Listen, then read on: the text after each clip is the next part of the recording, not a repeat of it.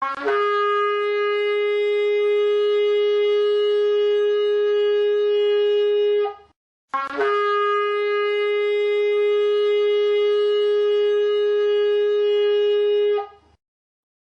irmãos. Graça e paz da parte de Deus, nosso Pai, e do Senhor Jesus Cristo. Filipenses, capítulo 2.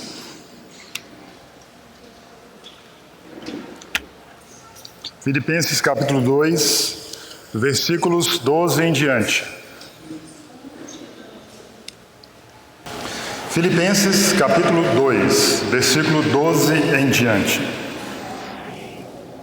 Assim, pois, amados meus, como sempre obedecestes, não só na minha presença, porém muito mais agora na minha ausência, desenvolvei a vossa salvação com temor e tremor, porque Deus é quem efetua em vós tanto o querer como o realizar, segundo a sua boa vontade. Amado Deus, querido Pai, expressamos nossa gratidão ao Senhor pelo cuidado conosco durante essa semana e também expressamos nosso agradecimento ao Senhor por esse final de semana, onde podemos nos reunir em torno do nome do Teu amado Filho, nosso Senhor Jesus, e sermos edificados nesse nome. Pedimos ao Senhor que as crianças nessa noite possam ser edificadas nas salinhas, que cada um de nós aqui nesse salão também possa ser compungido, possa ser engrandecido e edificado pela ação do Espírito Santo na nossa mente e no nosso coração. Ensina-nos a conhecer essa tão grande obra que Deus, por meio de Jesus Cristo, com a instrumentalização do Espírito Santo, fez na vida de cada um, Senhor. Como lemos aqui nessa noite, Senhor, o Senhor é aquele que efetua em nós o querer e o realizar, segundo a sua boa vontade. Edifica-nos nessa noite, em nome de Jesus. Amém. Versículos 12 e 13. Assim, pois, começa o texto. Na verdade, sabemos que quando tem essa conjunção aí, essas palavras, é porque está querendo ajuntar ao que foi escrito antes, ao que foi começado anteriormente. É um elo. É algo que se integra ao que já foi dito. Como dissemos na última mensagem, do versículo 5 ao versículo 11, se por um lado temos um grande texto das Escrituras, que nos fala sobre a exaltação, ou melhor dizendo, primeiramente sobre a humilhação e depois a exaltação de Cristo, um dos grandes escritos do apóstolo Paulo, onde é defendido a cristologia, ou seja, o estudo da pessoa e obra de Cristo. Por outro lado, esses dois versículos lidos essa noite, nós temos um grande campo de batalha para discussão e disputa. Uma declaração que se tornou um palco para contendas no meio da igreja sobre a obra da salvação de Deus na alma humana. Como que Deus salvou o homem? Se tudo tem a origem de Deus ou se tem a participação do homem. Mas Paulo está dizendo aí, começa o versículo 12, assim pois, amados meus. Na verdade, o que Paulo está colocando a partir do versículo 12 é um assunto que ele começou desde o versículo 27 do capítulo 1.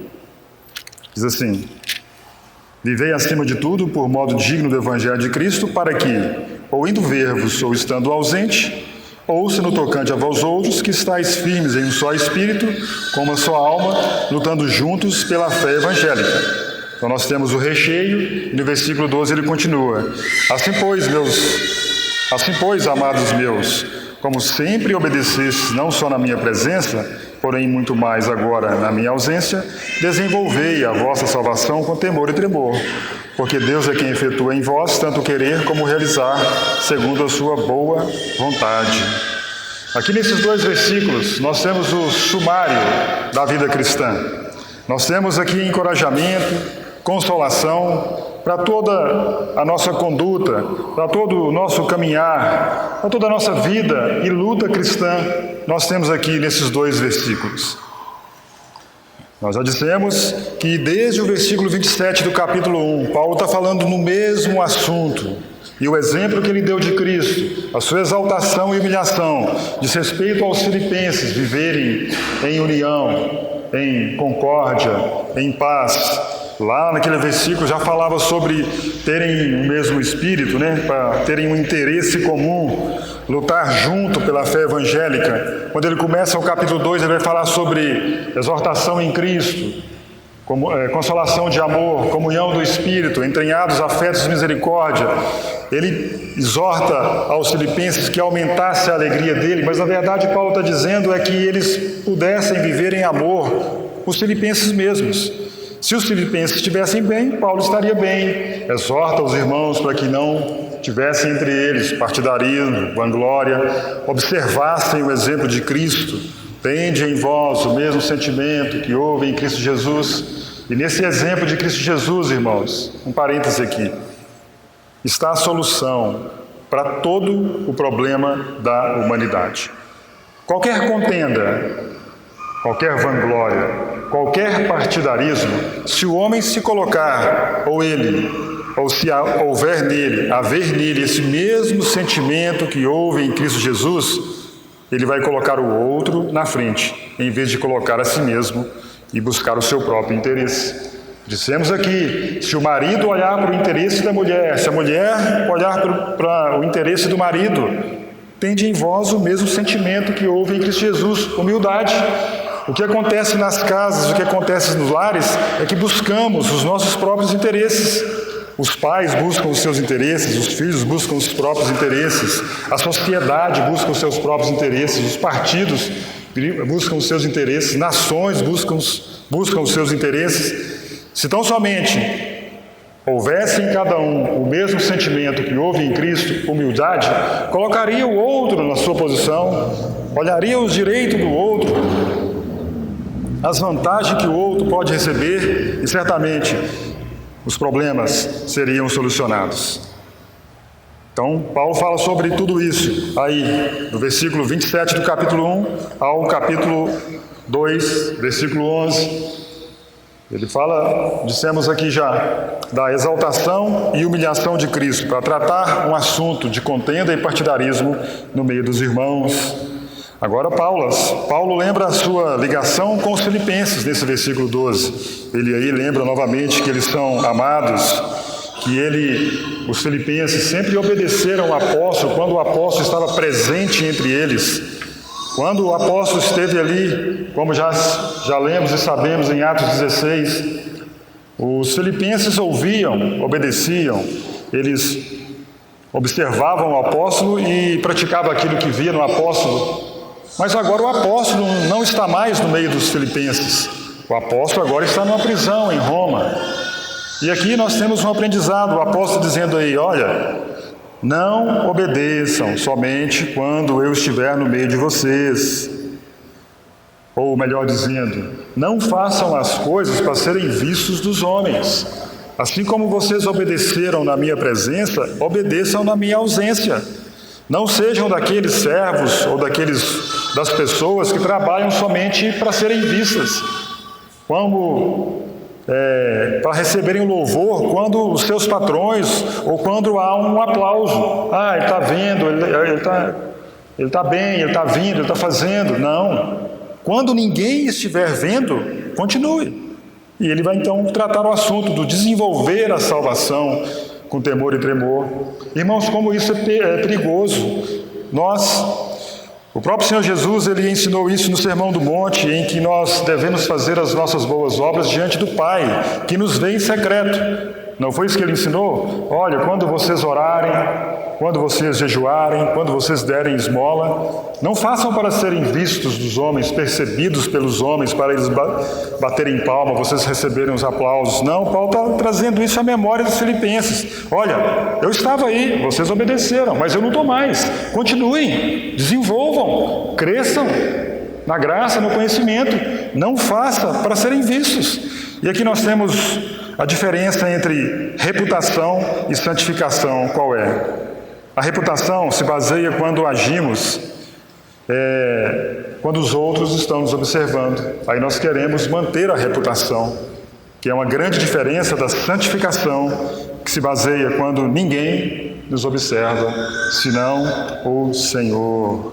Paulo está dizendo a eles, olha, a vida cristã continua, comigo preso ou eu estando livre. aí com vocês ou longe de vocês.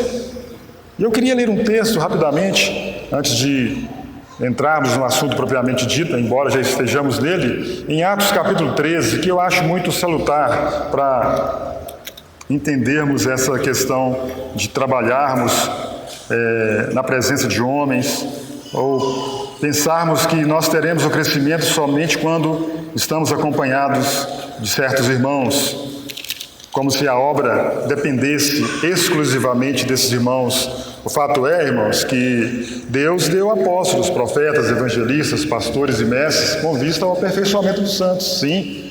Mas e quando não tiverem esses ministérios ou esses homens dons, nós continuaremos perseverantes na obra de Deus?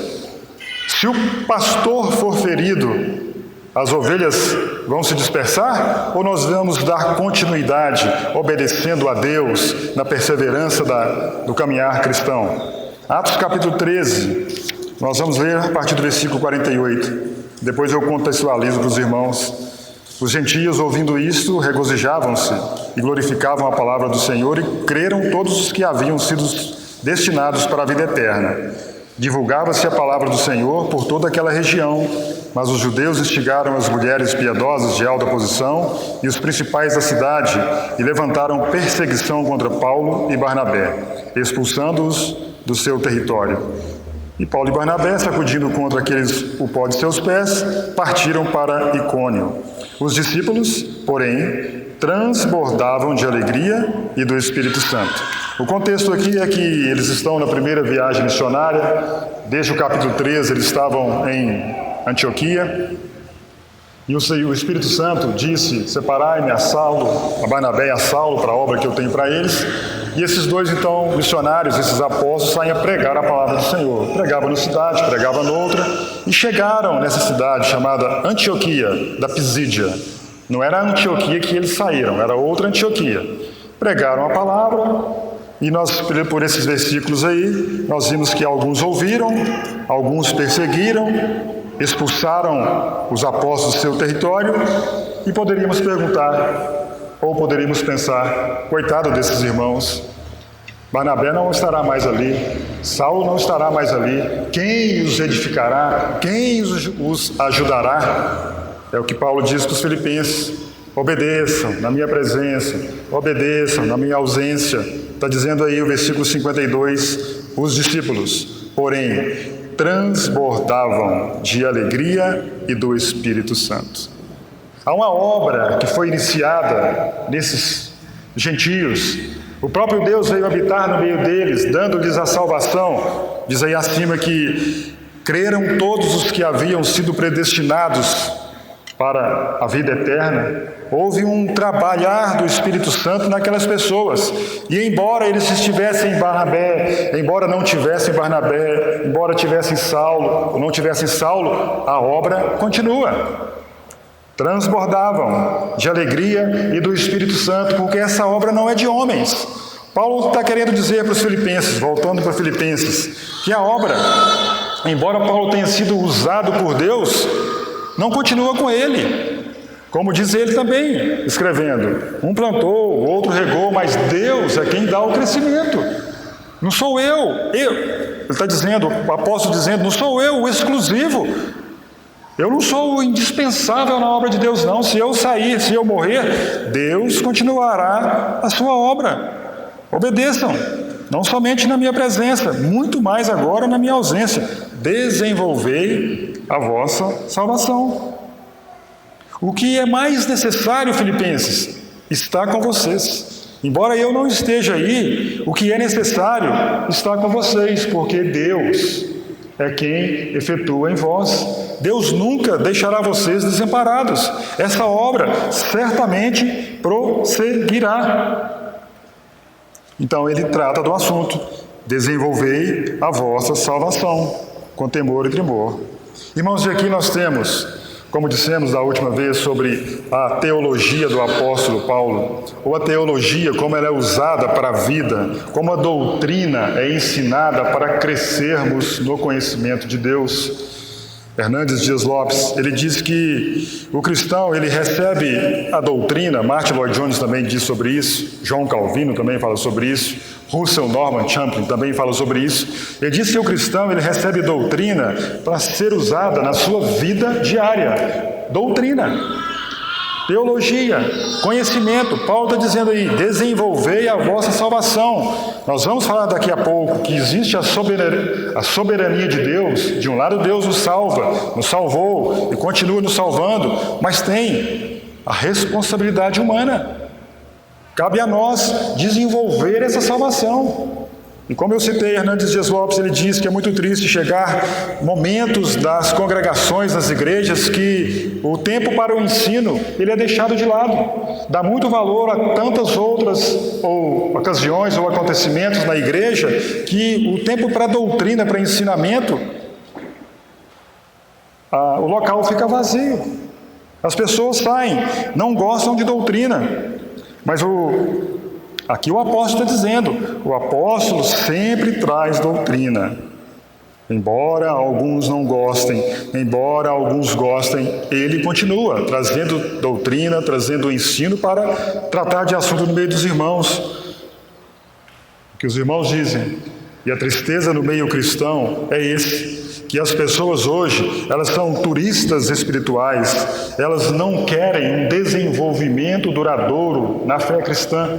E como turistas espirituais, eles buscam, na verdade, entretenimento, um aprendizado instantâneo, um emocionalismo, mas não tem tempo para, numa reunião cristã, numa reunião pública, virem, sentarem e ouvirem doutrina. Tudo menos doutrina. Tudo menos doutrina. Então a exposição das Escrituras, ou o ensino completo, sistemático, ele deve ser, e tem que haver na vida da igreja, na comunidade cristã. Os irmãos se lembram, na própria Bíblia, nós temos exemplos dessa pregação expositiva. No final do livro de Josué, os irmãos se lembram. A pregação que ele faz, ou a memória que ele traz aos filhos de Israel, da obra resumida de Deus, da chamada de Abraão até aqueles dias. Os irmãos se lembram da história de Esdras e Neemias. Neemias capítulo 8, ele chama o povo, ele conclama ao povo, se assentem, estejam aqui, vamos ler o livro da lei, vamos ouvir o que Deus tem para nos falar, e ensinavam as Escrituras. Os irmãos se lembram no próprio livro de Atos, capítulo 7, na pregação de Estevão, como ele traz uma exposição, uma pregação expositiva, resumida, da obra de Deus. Mas o fato é que muitos não gostam de doutrina, muitos não querem desenvolver a salvação. Mas o que é isso, desenvolver a salvação, que o apóstolo está falando para os filipenses? Antes de falarmos sobre isso, existe um versículo em Jeremias que diz o seguinte: perguntai pelas veredas antigas, qual é o bom caminho? Andai por ele, e achareis descanso para as vossas almas. Muitas pessoas hoje querem qual é a novidade?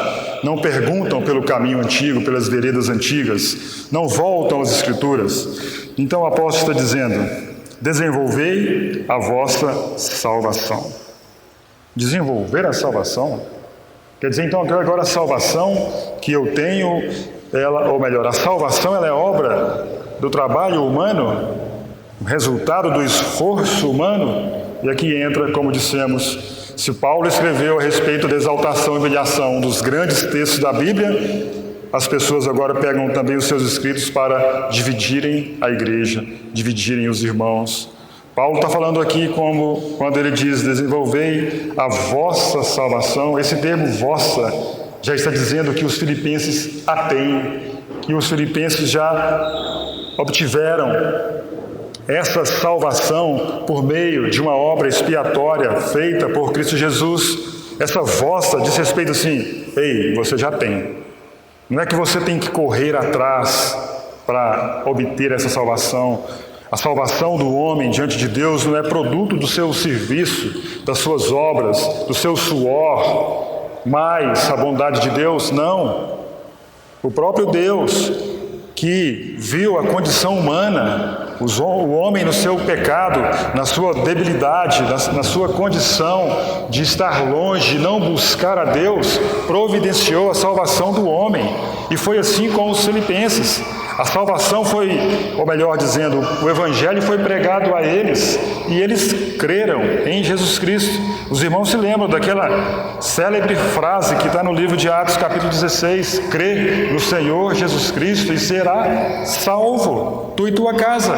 Os filipenses agora então, porque creram em Jesus, já são salvos.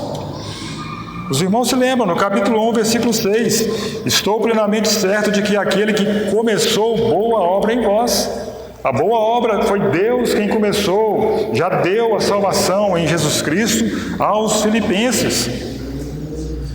Então esse desenvolver a salvação não é no sentido de você ganhar a salvação, não é como na teologia, dois termos usados, sinergismo e monergismo. Sinergismo diz respeito do homem ter um grau de participação na salvação. É o homem mais Deus, ou Deus mais o homem. Então há uma energia no homem que faz com que ele possa crer na obra que Deus fez para ele ser salvo. Não, mas a teologia correta é o monergismo. Somente Deus, somente a Deus toda a glória. Foi Ele quem providenciou a salvação de cada um de nós. A Bíblia diz em Efésios capítulo 2, Ele vos deu vida, estando vós mortos dos vossos delitos e pecados. O homem na sua condição natural estava morto, não tinha nenhuma condição, nenhuma força para poder levantar as mãos e buscar a Deus. No próprio livro de Efésios diz que Ele vos deu vida, no versículo 5, estando nós mortos nos nossos delitos, nos deu vida juntamente com Cristo. A salvação, essa salvação que Paulo está dizendo para os filipenses desenvolver, é porque eles já a tinham. Eles receberam a salvação e agora vão desenvolver essa salvação. Eles não vão desenvolver uma salvação para talvez no futuro a receberem. Não. Desenvolvam porque vocês já a têm. E aqui nós entramos num aspecto que é muito importante na caminhada cristã e entendermos isso o quanto cedo melhor. A salvação, ela se divide, ou melhor, ela tem 3 divisões. Qual é? Justificação, santificação e glorificação. Paulo está escrevendo para os filipenses, ele não está tratando do aspecto de justificação ou daquilo que Deus já fez por eles. Ele está falando no sentido de santificação, que agora depende dos filipenses. A santificação dos filhos de Deus não é uma obra totalmente de Deus, como que nós dissermos assim, ou o homem dizer assim: eu já fui salvo, Deus já promoveu a minha salvação, meu nome está escrito no livro da vida, agora o resto é com Deus. A minha santificação é Deus que vai promover, a minha glorificação é Deus quem vai promover. Não. Primeiramente, a justificação totalmente da parte de Deus. Ou, se nós dissermos no contexto do livro de Romanos, nenhuma condenação agora, pois, nenhuma condenação há para os que estão em Cristo Jesus. Deus colocou os pecados do homem em Cristo. E se tão somente o homem confessou Jesus como Senhor, ele é salvo. Ele tem essa salvação. Ele está justificado diante de Deus. Nenhuma condenação virá sobre ele. Se ele chegar diante de Deus, nenhum acusador terá para ele. Não, eu criei. Eu criei em Jesus Cristo, criei na obra expiatória, criei na obra substitutiva, criei na obra vicária de Jesus. Sim. Agora, Paulo está dizendo aos filipenses, desenvolva essa salvação. Não cruzem os braços, não parem. E o termo usado aqui, desenvolver, diz respeito era usado naquele tempo como uma ideia de uma mina, de um homem garimpar uma mina e extrair delas pedras preciosas. O quanto ele pudesse extrair essa mina e retirar dela tudo o que ele pudesse, ou também uma ideia de campo, de uma plantação, para colher a maior safra possível. Essa é a ideia aqui, ou seja, há tesouros escondidos na salvação. Há tesouros escondidos em Cristo. E você não vai tomar posse, você não vai cavar, você não vai cavar, você não vai cultivar, ou você vai ficar com os braços cruzados? Não, desenvolva. Desenvolva no sentido que você não pode ficar na superficialidade do perdão dos pecados. A vida cristã é muito mais do que o perdão dos pecados. Ela envolve o perdão dos pecados, mas ela tem um aspecto da santificação.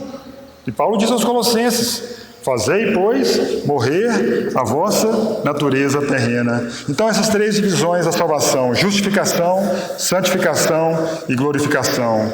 Na justificação, nós somos livres da culpa do pecado. Na santificação, nós somos livres do poder do pecado. E na glorificação, nós somos livres da presença do pecado. Paulo está falando sobre isso, sobre a santificação. O fato resumidamente, é que já estamos salvos. Justificação. O fato é que nós estamos sendo salvos. Santificação. E o fato é que seremos salvos. A glorificação.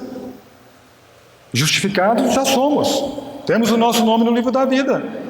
Mas como que está a nossa conduta? Como é que está o crescimento em santidade? Aos Efésios, Paulo diz: com os ministérios, Deus tem para os seus filhos que eles cresçam até a maturidade do seu filho, maturidade de Cristo. Em qual estágio nós estamos? Crianças, jovens, pais. Essa é a santificação. Paulo está dizendo então aí aos Filipenses: desenvolvei a vossa salvação. E essa salvação então diz respeito à santificação, diz respeito a nós fazermos morrer a nossa velha natureza, nós extirparmos, ela ser expurgada, ela ser purificada, ela ser lavada, aperfeiçoada. E eu pergunto para todos nós: temos desenvolvido essa salvação? Ou nós temos parado em alguns estágios? Nós temos parado no perdão dos pecados e não temos contemplado a Cristo em toda a sua beleza. Em Cristo estão escondidos todos os tesouros, diz a Bíblia, da sabedoria, do conhecimento. Ah, irmãos, como é triste nós vermos no meio cristão muitos que não têm a prática da leitura da Bíblia e querem desenvolver a salvação em Jesus Cristo, ou melhor dizendo, querem desenvolver a sua santificação sem a leitura da palavra de Deus. Eles querem desenvolver a sua santificação sem oração. Eles querem desenvolver a sua santificação sem as boas obras. Eu conversei com minha esposa um dia desses e falei como que se a Bíblia fosse ou contivesse todos os tipos de vitaminas que são necessárias para a nossa salvação, para o nosso crescimento nessa santificação. Mas o fato é que poucas vezes nos alimentamos de vitaminas que estão no livro de Deuteronômio. Poucas vezes nos alimentamos de vitaminas que estão no livro de Crônicas. Poucas vezes nos alimentamos da vitamina que está no livro de Apocalipse.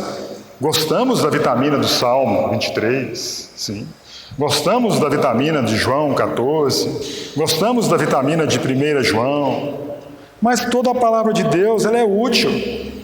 Toda a palavra de Deus ela é inspirada por Deus e útil. Para quê? Para toda boa obra, para que o homem de Deus seja perfeito e perfeitamente habilitado para toda boa obra.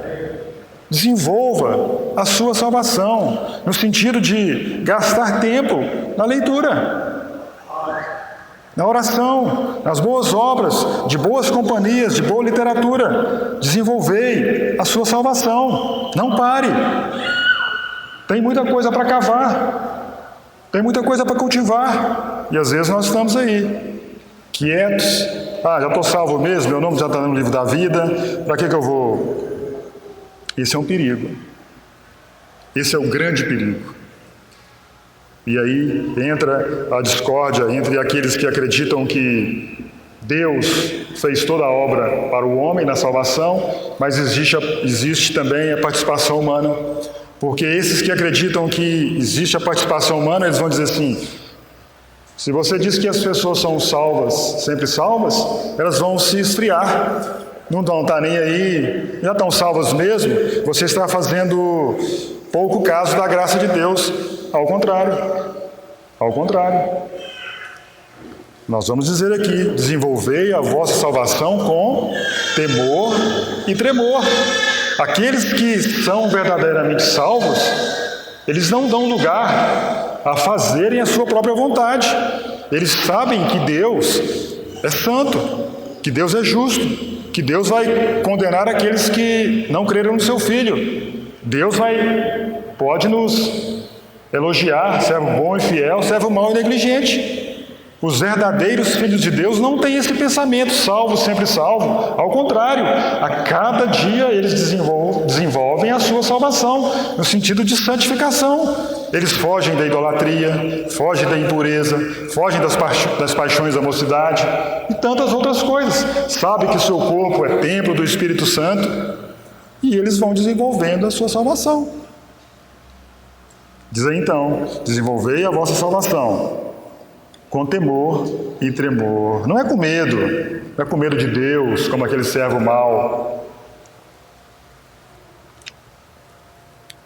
que disse que o meu Senhor é duro, meu Senhor é rigoroso, meu Senhor vem com chicote. Não, é um temor que diz respeito à reverência, um santo temor. É um temor que diz respeito como um pai que não quer em momento algum, um filho que em momento algum quer decepcionar o seu pai. Ao contrário, esse filho quer obedecer ao pai, ele não quer magoar o pai, ele quer trazer alegria ao pai. Lembram de Daniel? Daniel foi um que, se nós colocássemos a linguagem do Novo Testamento, ele desenvolveu a sua salvação. Ele não parou. Ele poderia estar em Babilônia. Eu sou um filho de Deus, sou da linhagem dos judeus, eu sou descendente de Abraão. O que tem eu comer dessas finas iguarias do rei? O que tem eu ir nas festas de Babilônia, eu beber do vinho de Babilônia? Não. Foge. Não use aquilo que é de Deus nas coisas profanas do mundo. Daniel é nosso exemplo. Os irmãos se lembram também de Jó, a sua vida íntegra, Deus dando testemunho dele. Os irmãos se lembram de Abraão, também desenvolvendo essa salvação na linguagem do Novo Testamento. Anda na minha presença, Abraão, ser perfeito. Outrora você errou, outrora você fez isso, você mentiu, mas anda na minha presença. Desenvolva esse temor, então, esse tremor, diz respeito a nós sabermos quem Deus é e nós o reverenciarmos. O que acontece muitas vezes é que nós vivemos uma vida pensando que Deus não nos vê, que Deus não nos assiste, que Deus não sabe daquilo que temos feito e que vamos comparecer diante de Deus tranquilamente. Não, daremos conta de tudo o que tivermos feito por meio do corpo, do nosso falar, do nosso pensar. É isso que a Escritura diz. De Deus não se zomba, que com Deus não se brinca. O que o homem semear, ele vai colher. Sim, temos a salvação. Paulo diz: veja como você edifica sobre o fundamento que é Cristo Jesus. Desenvolva corretamente a sua salvação. Desenvolva corretamente, com temor, com tremor, não com medo servil do seu Senhor, mas com reverência. E ele continua dizendo aí: porque Deus é quem efetua em vós tanto o querer como o realizar, segundo a sua boa vontade. Deus é quem efetua em vós. É dentro de você. Dentro do cristão começou uma boa obra. Dentro do cristão houve o iluminar do Espírito Santo.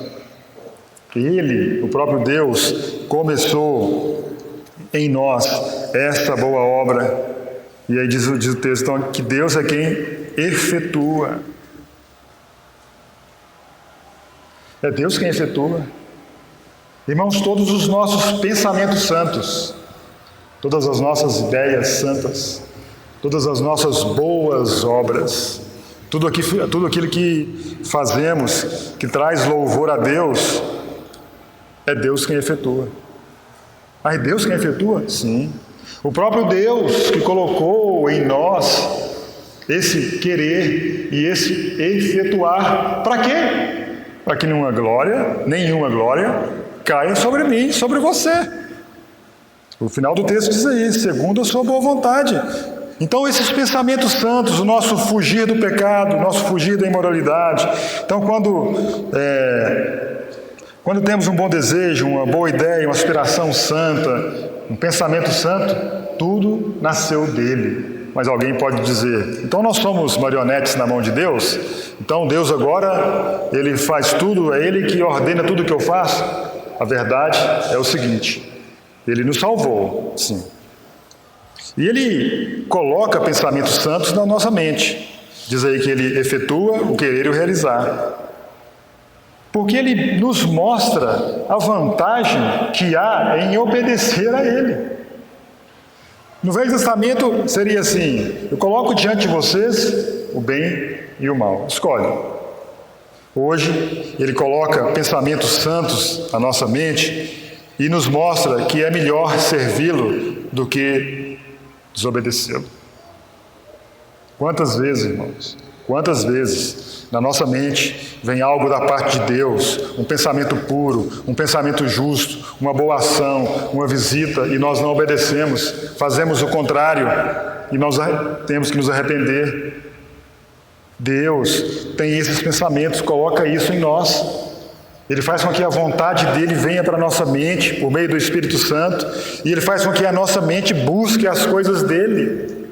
Isso é maravilhoso, isso é glorioso, para que nada, nenhum louvor, nenhuma glória recaia sobre mim e sobre você. Deus é quem efetua em vós tanto o querer como o realizar. A palavra no original é como que uma energia que vem sobre nós. E aqui não é misticismo não, irmãos. A palavra é energia.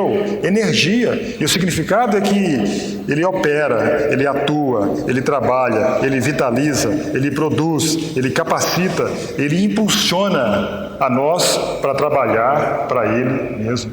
Maravilha! Fora de Deus atuar em nossa vida, você buscaria a Deus? Ninguém buscaria a Deus. Diz o ímpio no seu coração, não há Deus. Todos pecaram, carecem, destituídos, separados estão da glória de Deus. Quem é o homem em toda a sua queda para levantar um pensamento em querer buscar a Deus? De maneira alguma, não tem como. O próprio Deus então vem e nos dá a salvação. Ele providencia a salvação para o homem e diz assim, desenvolva a salvação. Eu sou aquele que efetua em você o querer e o realizar. Todos os seus pensamentos puros, bons, nasceu de mim. Tudo é obra do Espírito Santo, de Deus, Espírito Santo, na sua vida. Tiago 1,17 diz que toda boa dádiva e todo dom perfeito é lá do alto, descendo do Pai das luzes. Ele é quem age em nós. Não se glorie. Eu tenho uma vontade santa de orar. Bom, glória a Deus, foi Ele quem colocou em você essa vontade de orar. Eu gosto de ler a Bíblia. Amém. Foi Ele quem colocou essa vontade de visitar os irmãos, de dar ofertas. O que sobra para o homem? O que sobra para o homem? Nada. Qual a contribuição do homem na obra de Deus? O pecado, a desobediência de Adão. Essa é a contribuição do homem nessa grande obra de Deus a favor do homem. Desobedecer a Deus. Todos se extraviaram. Todos se corromperam. Todos não buscam a Deus. E diz o final do texto, versículo 13: porque Deus é quem efetua em vós tanto o querer como o realizar, segundo a sua boa vontade. segundo a sua boa vontade. Toda glória e honra são devidas a Deus. Lembra que Paulo aqui nessa Epístola aos Filipenses fala assim, no capítulo 4, posso todas as coisas naquele que me fortalece? Se não existisse aquele que me fortalece, Paulo não poderia todas as coisas. Mas Paulo pôde todas as coisas, porque foi segundo a boa vontade de Deus na vida do apóstolo. Vamos ler Colossenses 1:29.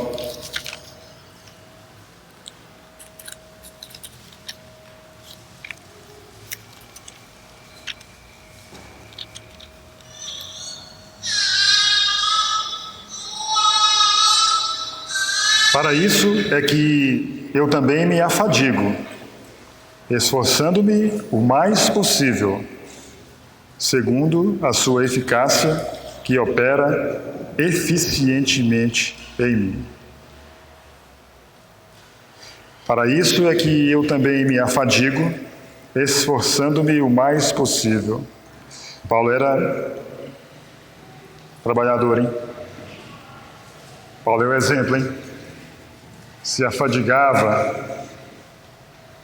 se esforçava, se entregava, orava, jejuava, visitava, fazia isso, fazia aquilo outro, trabalhou mais que os demais apóstolos que estavam em Cristo antes dele. Que glória para Paulo, hein? Que louvor para Paulo. Não, ele diz assim, segundo a sua eficácia que opera eficientemente em mim. Quem que trabalhava? Era Paulo ou era Deus? Sim, era Paulo. Mas Deus é quem colocava em Paulo todo o desejo.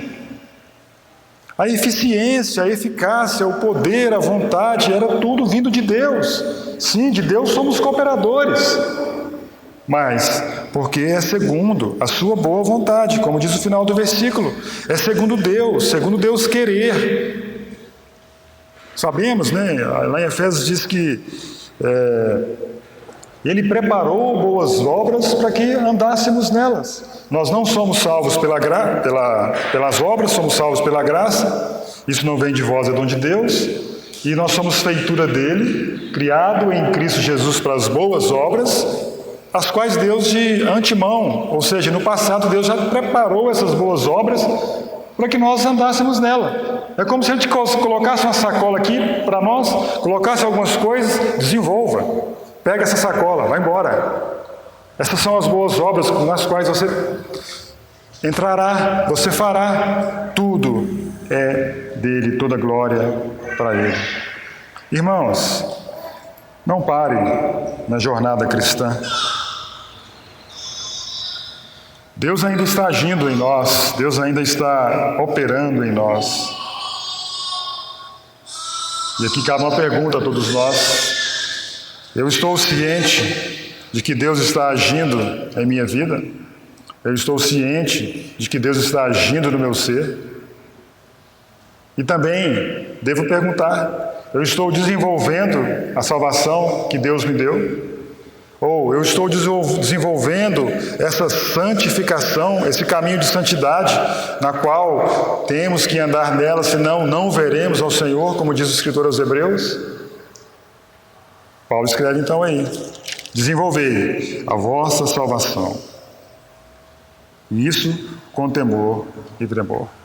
Que Deus nos abençoe, que Deus nos ajude, que Ele, então, dia a dia, coloque esse desejo santo no nosso coração de servi-lo e que nós possamos ouvir a sua voz, atender ao seu chamado e andar por esse caminho que Ele está nos dizendo.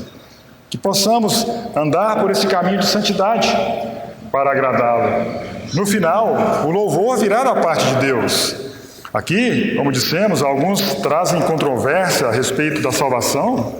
Quando nós lemos as Escrituras e vemos que toda ela é inspirada por Deus, é inspirada pelo Espírito Santo, não há contradição. Aparentemente, pode ter um paradoxo, pode ter uma contradição, mas a Bíblia é muito clara. Aos que predestinou, chamou, aos que chamou, justificou, aos que justificou, glorificou. Essa é a santa obra que Deus tem para cada um de nós. Que Deus nos abençoe, em nome de Jesus, amém.